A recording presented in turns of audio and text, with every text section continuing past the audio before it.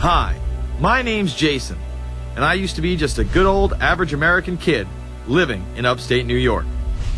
There's me.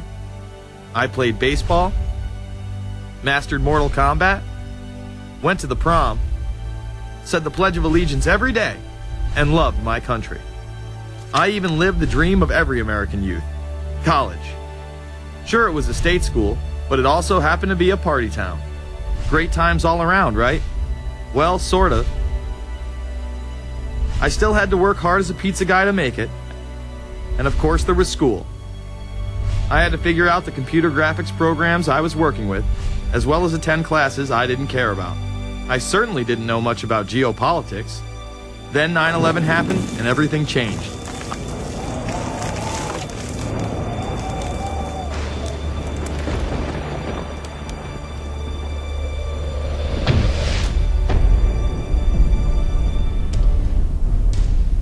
I was pissed. How dare the Muslim extremists massacre all those people? But was it all true? Prior to the invasion of Iraq, something didn't seem right. I then did a startling thing. I actually took a look at what happened that terrible September day. What I found horrified and angered me to such an extent that I took action. We were lied to, and lied to big time. Before I knew it, I went from a normal college student to the political guy at the party to one of the guys that brought you the first internet blockbuster, Loose Change. The film would not only change my life, but countless others as well. So if you've ever seen Loose Change, the documentary about September 11th, conspiracy theorist documentary, it is riveting. Oh, like, yeah. you watch it, and by the end, not even the end, 10 minutes in, you're like... You got your car packed, your head... You're just like, oh my God, it's all true. So every place, there's questions coming from this documentary.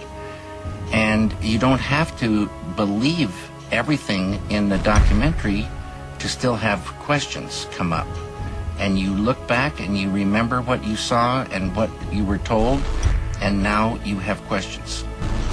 We got the boogeyman out there. Wow. See, for many years it was communism, then it was the war on drugs, now it's the war on terror. All through our life we've had to have a boogeyman. Loose Change took the truth about 9/11 into the mainstream with over 100 million views and allowed me to travel the country and even take on some of my detractors. The answer is no, they cannot. Jason, I think it's telling that every time you disagree with something, you call the people a liar. I'm not calling anybody a liar, sir. I'm calling you a liar because you are a liar. But if we were lied to about 9/11, then who was really behind it? A lot of people on the web were pointing towards the New World Order, but that was impossible. I mean, the Hulkster couldn't be involved, could he?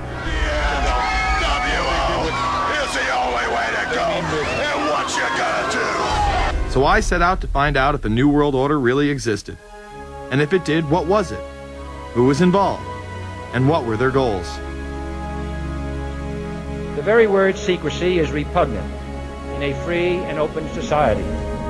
And we are, as a people, inherently and historically opposed to secret societies, to secret oaths, and to secret proceedings. For we are opposed around the world by a monolithic and ruthless conspiracy.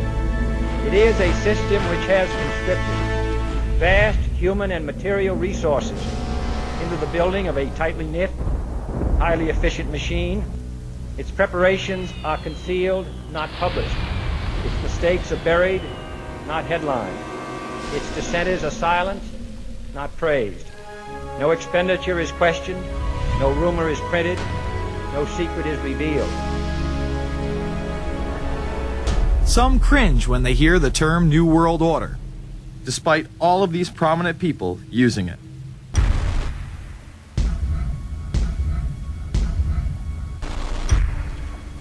The world that maybe some people dreamt of at that conference back in Bournemouth, when it looked as if maybe history would end, that liberal democracy would triumph, that free market economics would slowly progress, and we'd have a new world order.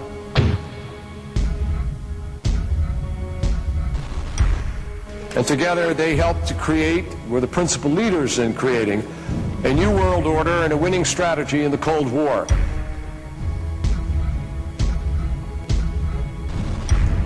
We are part of a new world order. And as the recently departed Admiral William J. Crowe once said, it's long on new and it's short on order.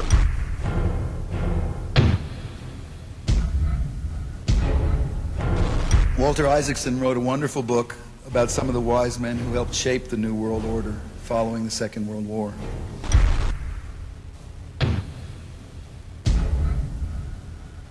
As we devise a way forward in Iraq, I urge the international community to embrace its responsibility for creating that new world order.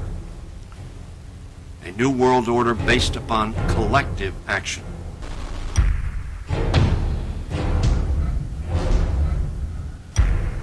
The transatlantic partnership was never just the foundation of our security.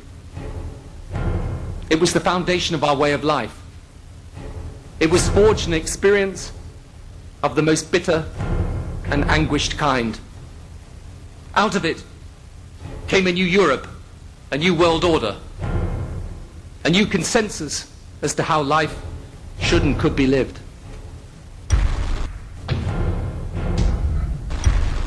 And just like that, it was gone. It was a new world order. That's what President George H. Bush said. Harvard historian Francis Fukuyama pronounced the end of history. In fact, when it is used, that person is often dismissed out of hand because of the perception that it is nothing more than a conspiracy theory. Actually, the idea of global governance and a one world order has been around for centuries, and the term New World Order has been used frequently in recent history. The New World Order means different things to different people, but to those who expect to be in control of it, it means the same thing. It means all the world under their control. They believe that somebody must rule. After all, people are too darn dumb to know how to rule themselves. They figured that that's their role. The first in-depth publication of note was Samuel Zane Batten's work, The New World Order, which was published in 1919. Under the cloak of Christianity, this order speaks of a new world rising and advocates social control over all people and all resources. It promotes a world federation with a world parliament, an international court, and a global police force. Some of its goals are as follows. Community. The danger and loss in crime and degeneracy. The determination to make community life safe, sanitary, wholesome, and moral. Industrial.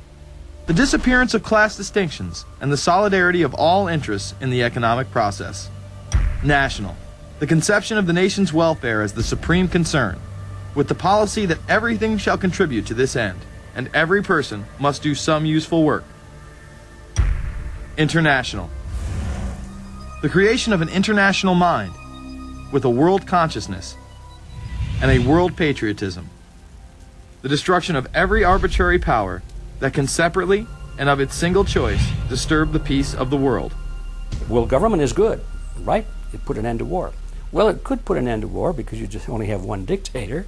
I think Adolf Hitler had that in mind. He wanted a world government too, with himself as the master leader. Many have regarded Hitler as the apex of evil, a true heart of darkness. But how many people know that Hitler had his own vision of a new world order? Hitler had been promoted by the establishment. He graced the cover of Time magazine many times and was their Man of the Year twice. His vision was simple: unify Europe and then the world. The only real difference was that his order was racially motivated, instead of being based solely on religion. He even wrote a lesser-known follow-up to Mein Kampf in 1928 that many have dubbed My Order, or New World Order. President Roosevelt would condemn this order prior to World War II. Nazi forces openly seek to establish systems of government based on the regimentation of all human beings by a handful of individual rulers who seize power by force. Yes, these men and their hypnotized followers call this a new order. It is not new, and it is not order. The idea of globalization was so prominent in Nazi ideology that the 1936 Berlin Games would be the first time that the Olympic rings would be displayed prominently and promoted in order to glorify the Third Reich. This symbol represents the 5 major regions of the world: Africa, America, Asia, Europe, and Oceania, interlocking and coming together as one. This one world philosophy still defines the Olympic Games today. Australia, hello and welcome. One world, one dream. Hitler's methods of youth corps, concentration camps, eugenics, and military aggression were so visible to the rest of the world, he eventually failed.